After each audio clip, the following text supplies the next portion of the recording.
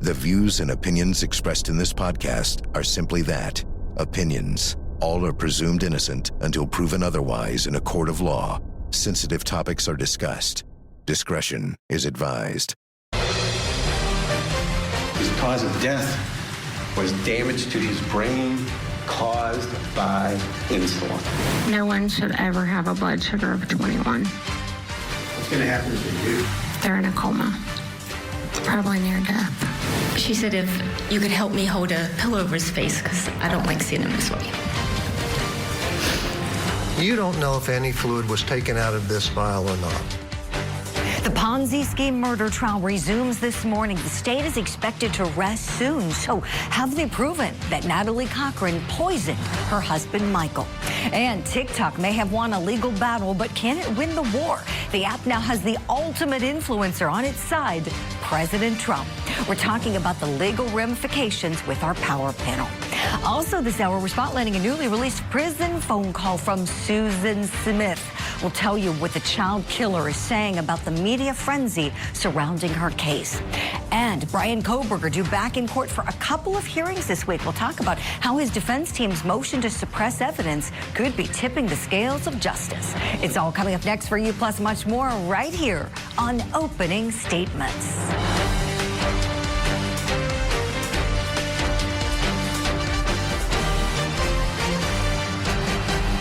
Good Tuesday morning to you and welcome to Opening Statements. I'm your host, Julie Grant. I hope you had a wonderful weekend. We've got a wonderful show planned for you, so let's get it going. The coffee and the court, as we like to say around here. Go ahead and grab that cup of coffee right now because it's time for my opening statement. Not so fast. Lyle and Eric Menendez aren't going to be back in court just yet. Because of the devastating wildfires in California, the hearing that was supposed to be happening at the end of this month is now going to happen on March 20th and 21st. Now, this is a great move, if you ask me, because those victims of the wildfires need to come first. Assessing the situation, any potential prosecutions that will stem therefrom need to be prioritized. The Menendez brothers, they can wait. And they should wait in prison for the rest of their lives, as the court already ordered. These murderers are looking for special treatment. They could be on death row right now. Let's remember that. They could be. The state sought it, but they got mercy from their jury. So now it seems to me they want more mercy. And the question is it deserved? You know, my friends, in the hype of all the Menendez mania everywhere, what's really gotten lost is that their sex abuse claims have never proven to be true. They're just their claims. They have not been proven as fact. So here's a question. What kind of legal precedent would be set if these killers are shown mercy? I mean, think about it. If they are resentenced, if they are released, are all cold-blooded killers who claim they experienced child abuse going to start petitioning courts for their release? That would set a pretty bad precedent if you ask me. You do the crime, you do the time. You know, everyone has experienced some form of trauma during their lifetime. Everybody's got problems. But not everybody decides to murder their parents with shotguns at close range, lie to police about it, and then spend their parents' fortune. That's my opening statement on this Tuesday. Let me know if you like it. Right now, it's time for your daily docket. We, the jury, find the defendant, Jason Chen, guilty of first-degree premeditated murder. This is an emotional verdict. Everyone needs to maintain the calm, please. All right, the jurors, this is your individual verdict. Please so indicate by raising your right hand. Record should reflect that everyone's right hand is raised. All right, sir, recount two. With respect to count 2 of Presumption 315228, we, the jury, find the defendant, Jason Chen, guilty. In Tennessee, defendant Jason Chen found guilty of murdering 22-year-old Jasmine Pace. The jury came back with a verdict on Monday. That's right. The court worked through the weekend and on the Dr. King holiday. And so his sentencing is happening this morning. It's set for 9 a.m. Eastern. We're going to go in there live when it begins. And in Florida, we've got OnlyFans model Courtney Clenny back in court for a motions hearing. That one starts up at 9:30 a.m. Eastern. And the state's going to continue its case this morning in the Ponzi scheme murder trial in West Virginia for defendant Natalie Cochran. Court in that case will begin at 9 a.m. Eastern. And that is our top story for you this morning, as the state is expected to call even more witnesses to testify regarding Natalie Cochran, they say, poisoning her husband with insulin. Friday, an FBI chemist testified about 3 vials found in their home, one with insulin, another one containing steroids, and a third had some unknown contents. Now, on cross, Cochran's defense team suggested that the bottles could not be linked to Michael's death and that the insulin bottle appeared to be full. Cochran is already serving time in federal prison after pleading guilty to running a Ponzi scheme. Now, the state is trying to prove that she murdered her husband, Michael, to stop him from blowing it all up. Court TV legal correspondent Kelly Craft is in West Virginia with what we can expect today. Good morning, Julie. Court will resume shortly here in Beckley, West Virginia. This is the case for Natalie Cochran. She is accused of murdering her husband by injecting him with a lethal dose of insulin. The state so far has called 10 witnesses. They have a few more to go. Defense counsel has subpoenaed more than 12 people. Last week, defendant Natalie Cochran actively participating in her case. She listened as an FBI chemist testified about the contents of vials found inside Natalie and Michael Cochran's home. One vial contained insulin. The liquid contained in another vial was not consistent with what the label stated. Jason Bowen, a contractor who was friends with Michael, said Michael told him he thought at one time he was being poisoned. On cross-examination, he was asked about the supplements Michael was taking. I know he took supplements. There's many kinds of supplements. All kinds of supplements, right? Mm-hmm. Yes. To increase his vitality, to increase his physicality. Mm-hmm. Right? Yes. Well, how many of the, well, do you know what those supplements were? I do not. Well, how many of them did he take? I don't know. Well, you were in their home frequently. Did you witness Mr. Cochran taking as many as 30 and 35 pills at a time? I did not. You did not? What did you witness? I never witnessed him taking any supplements. Bowen also testified that he continued to ask Natalie to take Michael to the hospital on the day that he fell unconscious, but she refused. That's the latest from here in Beckley, West Virginia. Julie, we'll send it back to you. All right, our thanks to Kelly Craft for that early update. We'll see more of her later when we go into this trial live. All right, now let's talk about it, because we know the state is nearing the end of this case. They're not done yet. They're still going to be calling the medical examiner, we understand it, perhaps another chemist. So have they proven, or are they on the way to proving this poisoning? That's the allegation, right? They've got the burden. Natalie Cochran's cloaked in the presumption of innocence. Let's bring in our legal eagles now, attorneys Melba Pearson and Randolph Rice on the show to help us dig through this. Good morning to you both. Melba, I want to go to you first, please. Do you think the state is on track here, or have they gotten there already in terms of proving the case that they've brought against this woman? Well, good morning to you both. And I do believe that the prosecution is definitely on the pathway if they're not there as of yet. You know, first of all, they established what the motive would be, even though legally a motive does not need to be established. Clearly, she had this Ponzi scheme going. She didn't want her husband to realize that it was even worse than he had initially thought. And so there's a motive. Again, doesn't need to be proven legally, but juries always want to know why, right? Then on top of that, we just saw the clip from the witness who was talking about, yeah, he took supplements, but I never saw him take handfuls at a time. So again, that goes ahead and refutes the defense claim that he was just willy-nilly taking all these pills and anything could have killed him. And then lastly, you had the issue of the fact that, you know, multiple people had offered help in terms of, well, can get him to the hospital, let's give him, you know, CPR, car, something along those lines, and she kept refusing all of that. If you love your husband, if you love your partner or spouse, you don't want to see them on the floor potentially dying and say, oh yeah, they'll just sleep it off. And so that lack of concern also kind of plays into her state of mind, which can lead to a jury coming to the conclusion that she is in fact guilty of the murder of her husband. Sharp analysis, Melba. You said something, I've seen many viewers saying, you know, the lack of concern, you really hit on it. That I think is very telling, and many of our courties have picked up on that and said, this doesn't pass the smell test. Thank you for that. Randolph, I want to go to you next, please, and look at the defense story here, because they're saying that this young man who was otherwise healthy, you know, and into bodybuilding, killed himself, albeit accidentally, through all of the different steroids and supplements and things that he was ingesting. How convinced are you at the defense theory that they floated out there for this jury's consideration? Well, I think Melba makes some really great points. I don't think they've put a bow on this yet in terms of the state's argument or their evidence, because the defense is going to make that argument that he was taking those 30 or 35 supplements that were from Mexico. So are they valid? Are they FDA approved? You know, that puts a thought in the mind of the jury of that this is some sort of crazy supplement or drug that he's taking.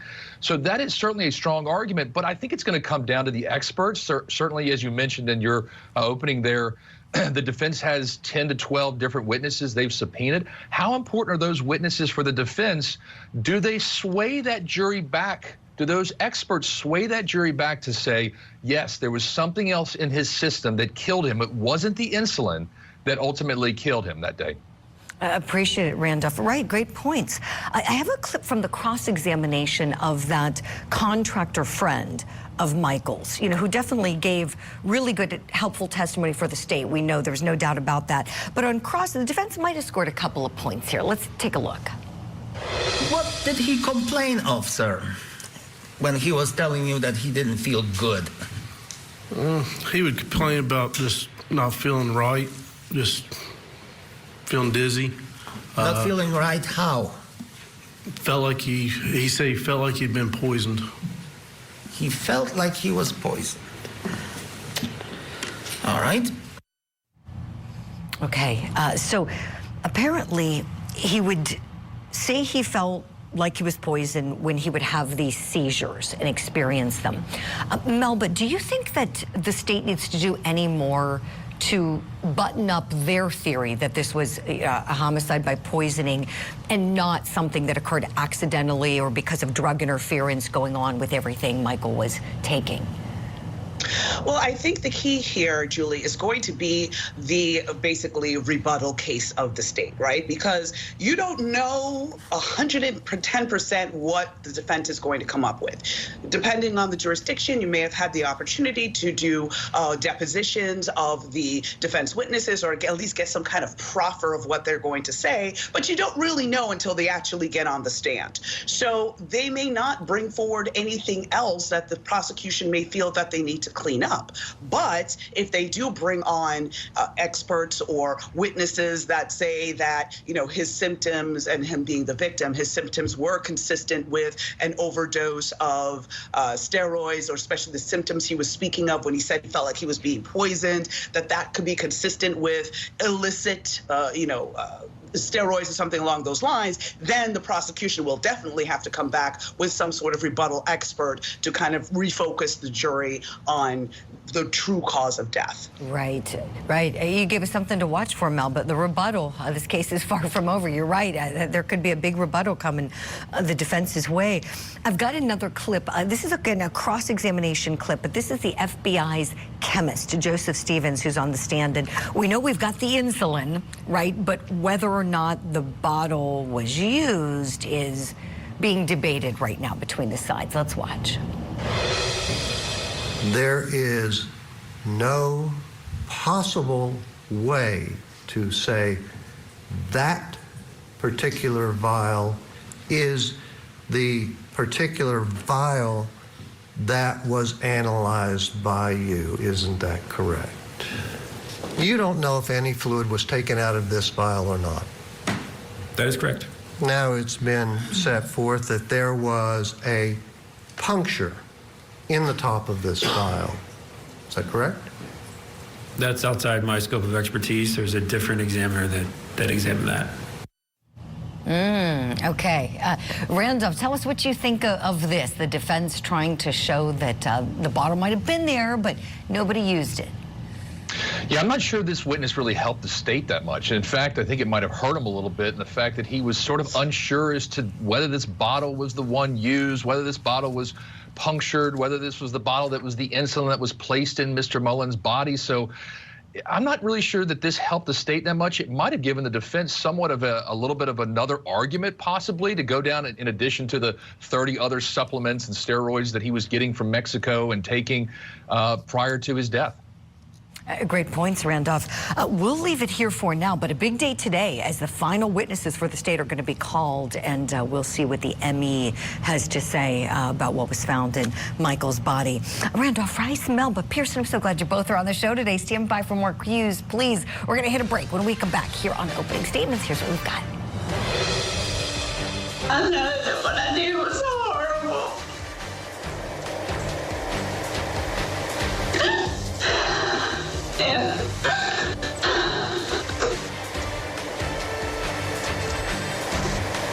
And I would give anything if I could go back and change it. We're spotlighting killer mom Susan Smith's newly released prison call. But first, TikTok returning after going dark for less than 24 hours. However, the legal battle is still heating up.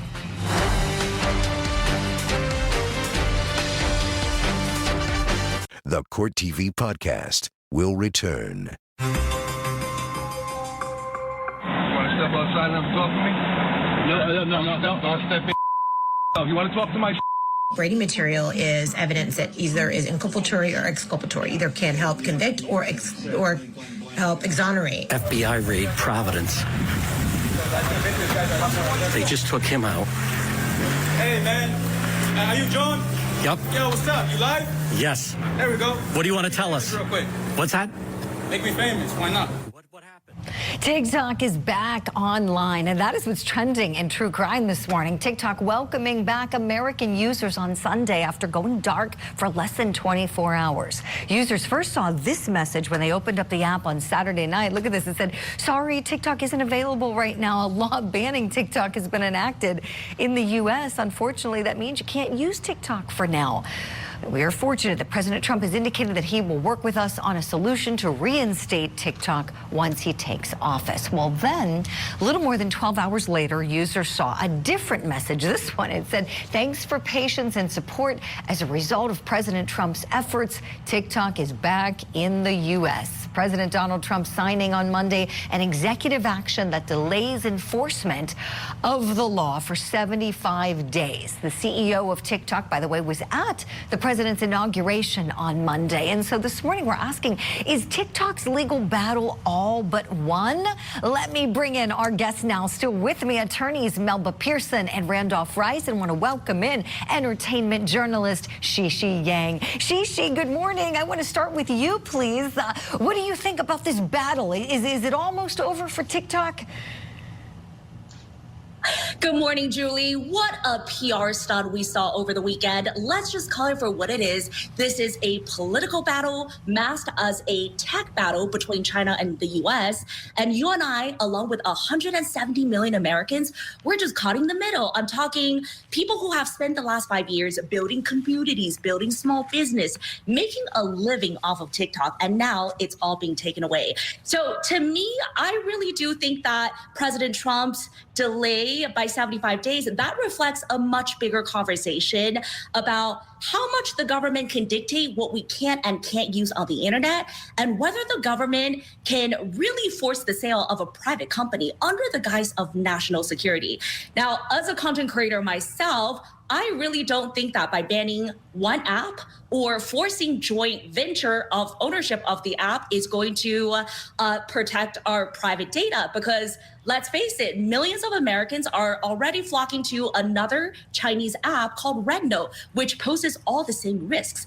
And in the likelihood that TikTok actually does get banned, that also increases the likelihood of all of our data being moved from the server in Culver City to China. So in my opinion, the core issue here is really about establishing more global privacy laws. Any talk about banning the app, forcing a sale is really just political theater for power and profit in this tech war.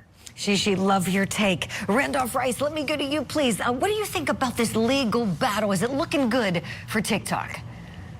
Well, at the end of the day, TikTok has to make a decision because originally China said that we're not going to sell it. We're not going to give any partial ownership. And what President Trump has done is said to the Attorney General, 75 days, you do not enforce the law. Now, remember, the law is still in place. In 75 days, the law will go back into effect, and all the internet providers will start having to essentially be under the law and have penalties if they're allowed to download this app. So it's giving them more time to negotiate this 50-50 split or whatever the ownership may be. But at the end of the day, China has always said, we're not going to sell this. We're not going to have co-ownership. So I'm not sure President Trump is going to be able to convince them to make that sale. And if they can't, ultimately, it'll go away in 75 days. Randolph, appreciate it. Yeah. So the concern our lawmakers have is they want TikTok to divest from ByteDance, the parent company, because they're saying, look, they're going to be sending information and harvesting information about American users and giving it to the Chinese government, and everybody's going to be in danger. But as she touched on, if there's another buyer, somebody that America trusts, you know, I don't know, maybe Elon Musk or somebody, who knows, then all is well in the world. But she hit on it. Can the government, the lawmakers in America say, this is what you need to do with your business, TikTok? Melba, I want you to weigh in legally. Do you think this is a fair legal ask? Yeah, this is a tough one because, first of all, when you actually look at the law that was passed by Congress, it was a bipartisan law, right? So we had Republican and Democratic Congress people that were both like, listen, this is a national security risk, and so we're going to pass this piece of legislation to force ByteDance to divest from TikTok. But then it does speak to a bigger issue as to government control of enterprise. And can the government consistently force people and say, I don't like who you're tied to, I don't like who your partner is, you now have to divest or face other sanctions? So there's a broader commercial aspect here. And then, of course, you know, you look at the effect that it would have on the content creators. There are many content creators, as my colleague very rightly stated, who literally their entire living is made on doing TikTok videos and all of that. And I don't mean like funky influencers. I mean literally people with, you know, they're doing cooking shows, they're doing different types of things to earn a legitimate income. What happens to them? And of course, our privacy as American citizens and our right to be able to choose who gets our information, what apps we want to use, etc. So, you know, again, 75 days, I don't see any major change happening unless the incoming administration is able to get someone else to make an offer that ByteDance can't refuse, possibly from Elon Musk. We don't know. We will see. Maybe. I know, right, Melba? Like a little Godfather reference, an offer you can't refuse. So thank you for all of that. And you touched on something really key, right? All of the influencers and TikTokers and content creators who were going, my life and my livelihood is over. Shishi, would you speak to that, please? There was true panic, wasn't there, for that small period of time? There was absolutely true panic. Even opening some of the other social media apps, all people could talk about was how to potentially get on a VPN to mask their IP address to hopefully still get on TikTok. So the magnitude of TikTok being banned is going to impact not just the content creator economy, but so many different industries as well. And 170 million Americans, we're talking about half of the country here. So this is something that for the past 5 years, people have gone on religiously, and to think that it's all going to be taken away is devastating. It really is, Shishi. You're right. Randolph Rice, let me go to you, please, with a legal question in all this. I know the window of time was short, but we know people have monetized TikTok. I mean, it's astounding how much money can be made by some of these influencers. Do you think anybody might be able to sue for any loss of income?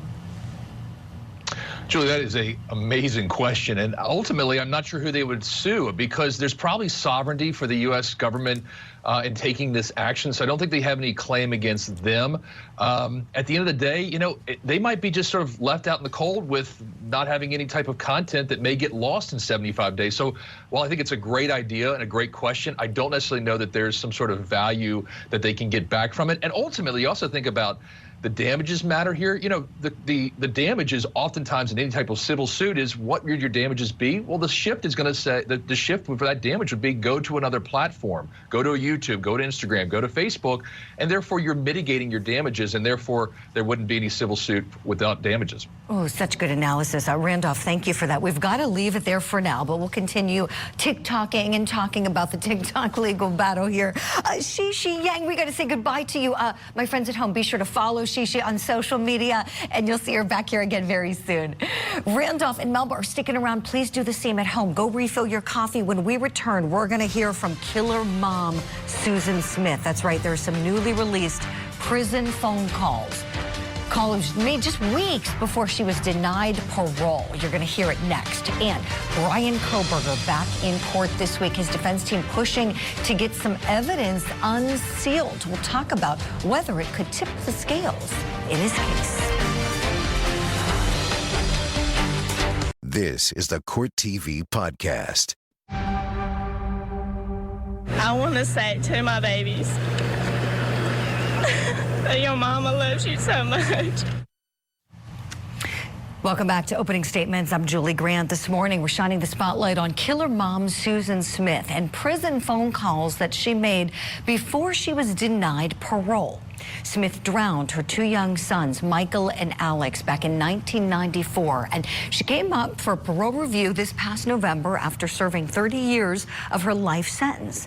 Now, one of the reasons she was denied parole was because she spoke to a documentary filmmaker, which is against prison rules. She was looking to make some money, apparently, through her story. Now, just a couple of weeks before that happened, she was heard on jail phone calls saying that she would not talk to the media. Fox News Digital obtained those recordings. Take a listen. I got a letter from a woman, works with Dr. Sewell. Dr. Sewell Primetime or something. But I've already gone it away, so I can't even read it to you. Okay, so why the change of heart? We have two very special guests I want to bring in now, two people who prosecuted Susan Smith, attorney Tommy Pope and attorney Kevin Brackett. You both are friends and colleagues for many years, and Tommy, at the time, you were the solicitor in the 16th Judicial Circuit of South Carolina, and Kevin, now you are the solicitor in the 16th Circuit, and you two have worked together to do such tremendous work on this case. You both were together recently at that parole review hearing and advocating so strongly against her release and advocating for Michael and Alex. So let's talk about what you make of this call. What a contradiction that, you know, first she's saying, oh no, she's not going to talk, and then she's interested in talking and is talking to the filmmaker and wanting to make money on it. Tommy Pope, to you first, please. Julie, I think on the conversation, the phone conversation, I think she's kind of just bragging. You know, people are wanting to talk to me. I didn't even read it. You know, I didn't pay any attention to it. I think she's chatting for that purpose because, you know, we talked recently, when you and I talked about the parole hearing, the worst thing is David and his family are going to have to go through it every 2 years.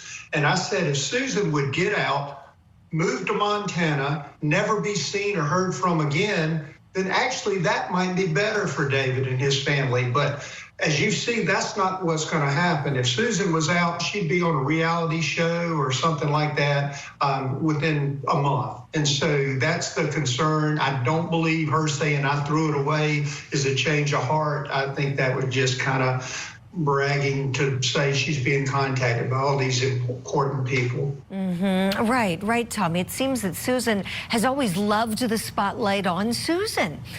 Seems like not much has changed, has it? Kevin Brackett, to you next, please. Your thoughts on her. Well, I agree with Tommy. The hardest thing with trying to decipher what Susan is up to is you just can't believe anything she says. On these jail phone calls, she knows she's being recorded. So it's also possible that she was just saying that because she didn't want them to know that she was going to speak with a documentarian or a TV person, because she knows that's not really it's going to be against the rules. So it's possible that she was saying it for that. But, like I said, Susan, she's just, I think, a pathological liar. I don't think she knows how to tell the truth. So it's really, really challenging to figure out what she's up to at any given time. Yeah, it sure is. Kevin, thank you for that. I want to play, we have two more clips, again, obtained by Fox News Digital. We're going to roll them both. And the first one, she's talking about another letter that she received while behind bars. And she talks about another letter from someone in California, a man who wrote to her, apparently. Let's take a listen to what she says on these calls. What was it about? Huh? Just wanted to talk with me. Same thing like most of them. Wanted to give me a platform to tell my story. But I wouldn't talk to him, even if I could. I did get a letter from some guy in California, but all he said was, "Hi, you don't know me, and I've never done this before. Care to talk?" And that was it. Just one line. It was handwritten. Or are you open to talk or something like that? I don't know. It's kind of odd. It's already gone in the trash too. Okay. Tommy Pope, back to you, please. What are you thinking as you listen to her voice and her responses here? Well, I think she's just got men that want to chat with her, and she's enjoying that. But I think Kevin was probably spot on after listening to that. She knows she has an audience of correctional officials, and so I think she's telling them exactly what they want to hear. I had heard, I got called by another agency right after the parole hearing that she got back and pitched a fit that she really thought she was going to get out. So I think much like she thought she was going to get Tom Finley if she didn't have kids, I think she's delusional. I mean, not mentally ill delusional, but I think she deludes herself into believing that she can fool everybody. And fortunately for us, we got people like Kevin Brackett that see right through her. That's right. That's right. Tommy, thank you. And this is really something. It certainly doesn't surprise those of us who followed her case and know how manipulative she is. But she actually thought that everyone was going to believe her tears and her sob story and all of that.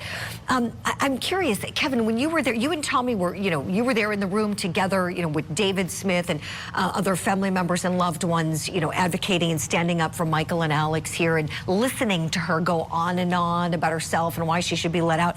Did you think in your mind, I'm curious, Kevin, did you think that, oh, she really believes this? She really believes that she's going to start walking free here soon? The problem with somebody who's pathological is you really don't know. I think she can convince herself that she sounds plausible. And I think she probably really did believe what she was saying, while everyone around her is just hearing a 30-year-old echo from the Susan Smith who stood out there pleading for the return of her children. It's the same voice. It's the same strategy. She thinks she has this power over people. Now, I will say about the people that call her and the people that reach out to her, she does dupe a lot of people, or a lot of people want to be duped, because it's stunning how many people in the U.S., men particularly, reach out to her, send her money, want to communicate with her because they want to be, they think maybe they can be the one who leads her to the right path. I don't know what they think, but those people are really the fools. I mean, she's playing them and pads her canteen account with their money. So that's probably one of those guys from California that was sending a letter to her. Yes, Kevin, you're so right. You're so right. Great analysis. It's almost like, Alec Murdaugh and Susan Smith should find each other behind bars in South Carolina, because all these people from the outside reaching out. It's stunning to me when these people reach out to killers and want to date them and have a fan club for them. Tommy Pope, I want to talk to you about something you had shared with me when we were in South Carolina doing the coverage, and we were going back to the trial, and you were saying, you could remember like it was yesterday, Susan Smith, pulling things during the trial. Like, for instance, when the jury was out of the room, she wouldn't have much of a reaction to what happened with her kids or some piece of evidence that was really, really heart-wrenching. But then when the jury was in, she had the audience. Oh, was she an actress, huh? Would you kind of take us back and share with us a little bit of what you observed from her? Sure. The one you and I talked about specifically meshes exactly with what we saw at the parole hearing. And we had the video. And as I shared with you, it's about 6 minutes. It was the video of the car testing we did. And it would literally, there was a camera mounted in the back, so you saw what the boys would have experienced. And it would literally take your breath away watching it. When she's watching it, she's giggling and playing tic-tac-toe or writing notes with the paralegal at the other table. When we turn the TV around, she can't even see it, and she's crying when the jury's in. There was a lot of little setup things like that. I remember a brother yelling how many volts would be in the electric chair. There were her apologizing to David in the courtroom. David said she hadn't really ever apologized, but she did dramatically as they walk her past the jury. And so it was a lot of theater. Fortunately, the jurors saw through that. Yes, smart jurors that didn't buy it, and a smart parole board who didn't buy it. And we know we'll go through this, as you both noted, in just a couple of years. But again, outstanding advocacy from you both. Tommy Pope, Kevin Brackett, thank you both for your time this morning and your insight. And I know we'll be talking a lot more about this case and many others very soon. We'll let you get going. Thanks again. And here on Opening Statements, when we return, we're going to go to Idaho. We're talking about Brian Kohberger's case and the latest moves by his defense team to tip the scales of justice. We'll be right back. The Court TV podcast will return. He was right up on the back end of that van, pulled you over for tailgating. Is this your car? Okay, cool. Where are you headed? Well, we're coming from WSU. So you're coming from Washington State University? Yeah. And you're going where? Oh. We're going to be going to Pennsylvania. Oh, okay. We're heading to Boise, Idaho, in the case against Brian Kohberger. What you just saw there was Kohberger and his dad being pulled over by an Indiana sheriff's deputy while they were on their way to their family home back in Pennsylvania. Now, this was just weeks after the murders of 4 University of Idaho students in November of 2022.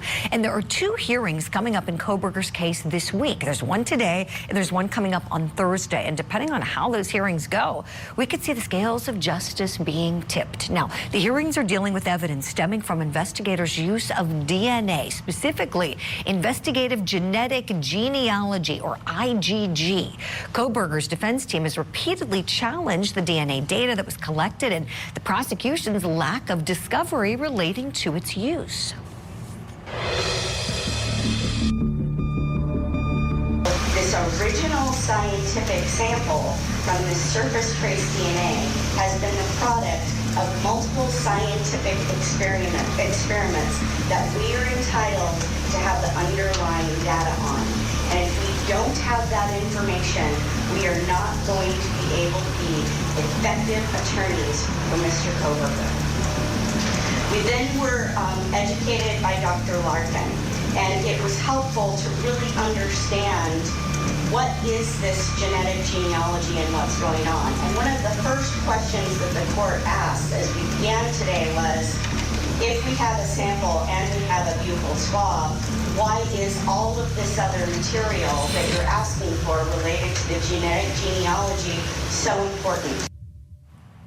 Now, Thursday's hearing has Kohberger's defense team fighting the use of IGG in his case entirely.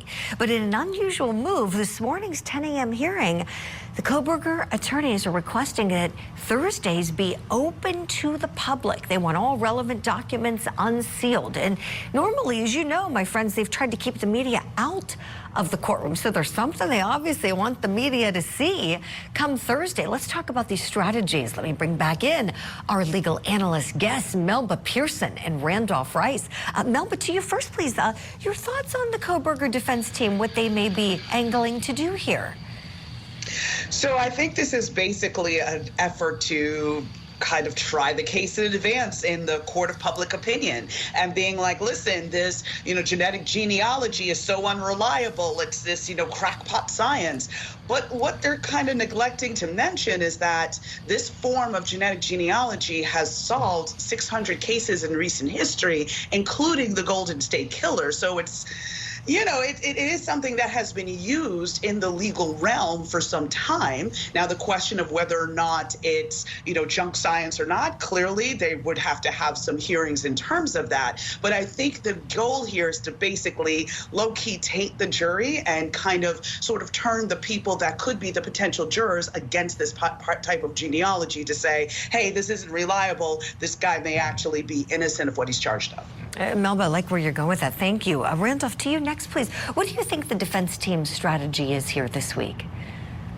Well, this is a strange one because, to address first the reason why they want to have it public, is it because they want the public perception, as Melba indicated, the public court to sort of weigh in on this or be able to judge what's going on here? Or is there some other motivation behind why they're doing this? I'm not really sure why they're now making this 180 and asking for all this information to be coming out in the public. I'm certainly familiar with this IGG. This is something that was used in the Rachel Morin case that ultimately tracked down the suspect who's charged in that case. It is very useful technology. It's very helpful nowadays. It's something that law enforcement is using more and more often, and I think it's something that obviously the state in this case can use. It's not really something I think that the judge is going to prohibit them, but I think they're going to try, the defense is going to try to say, hey, look, you have to exclude that, and then that ultimately is the fruit of the poisonous tree as to what they found, which was Mr. Kohberger. Right, Randolph, right.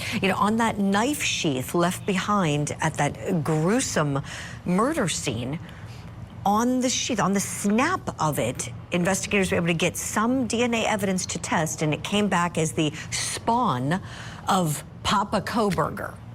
And so then through the good old-fashioned police work, the dumpster diving at the Kohberger home, they were able to test something, and that's how they figured out it was spawn of Papa Kohberger. And so this is so incriminating. Melba, what happens? Let's just say, what if this piece of evidence were to be excluded ultimately by the court? Does the case collapse? Yeah, I'm thinking it's a wrap if that does in fact get excluded, because that is basically the smoking gun tying Brian Kohberger to the scene.